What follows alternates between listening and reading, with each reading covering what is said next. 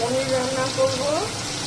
পনিরটাকে ফার্স্টে ভেজে নিচ্ছি, একটু লাল লাল করে ভেজে নেব। পনির দিয়ে, আলু দিয়ে, পটল দিয়ে একটু রসা করব। দেখে রাখো, পনিরটাকে ভালো করে আগে একটু ভেজে নিই।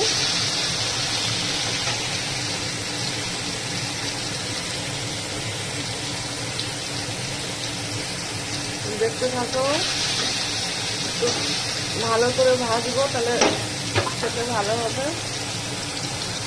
আর এদিকে ডাল হচ্ছে, পেঁপের ডাল করবো, আজকে নিরামিষ রান্না হচ্ছে।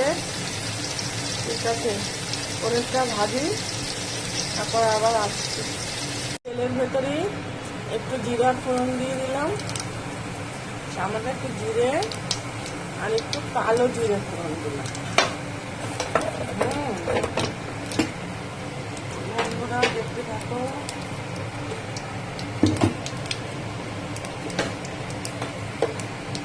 ফোড়নটা একটু লাল লাল হয়ে যাবে।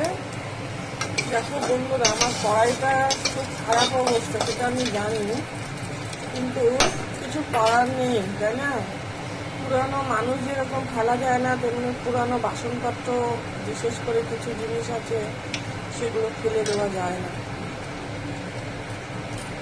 এবারে এই যে পটলটা দিয়ে দিচ্ছি, আজকে পটল দেবো, পটল দিয়ে দিচ্ছি ফার্স্টে। যেহেতু আমার নিরামিষ, একটা সব রান্না আমার নিরামিষই হচ্ছে, সব রান্না হচ্ছে নিরামিষ। পটল একটু হালকা সাঁতলে নিয়ে, কারণ পটলটা কিছুতেই ভাজা হয় না ঠিকঠাক।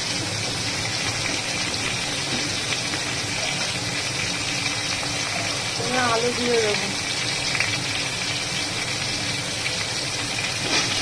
আলু দিয়ে দিচ্ছি।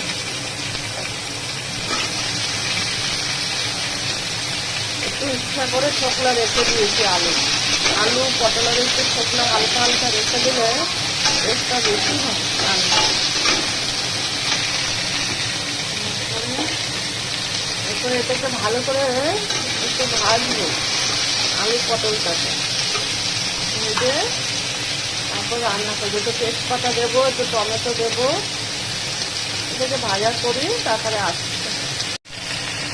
মোটামুটি আলু পটলটা ভালোই ভাজা হয়ে গেছে। এবার তো টমেটো দিয়েছি, একটু তেজপাতা দিয়েছি, সামান্য হলুদ দিয়েছি, একটু সামান্য মিষ্টি দিয়েছি। এরপরে রেগুলার মশলা দেবো, আদা বাটা দিলাম, আদা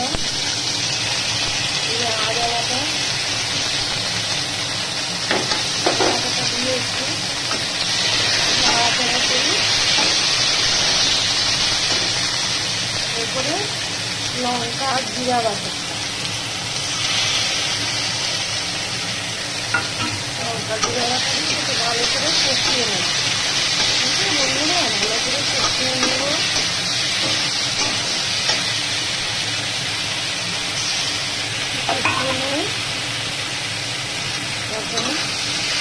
এরপরে পুরিটা দিয়ে দিয়েছি,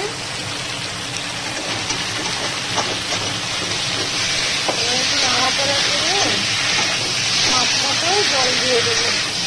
মশলাটা মোটামুটি কষানো হয়ে গেছে, তেল ছেড়ে দিয়েছে। এবার জল দিয়ে দেবো।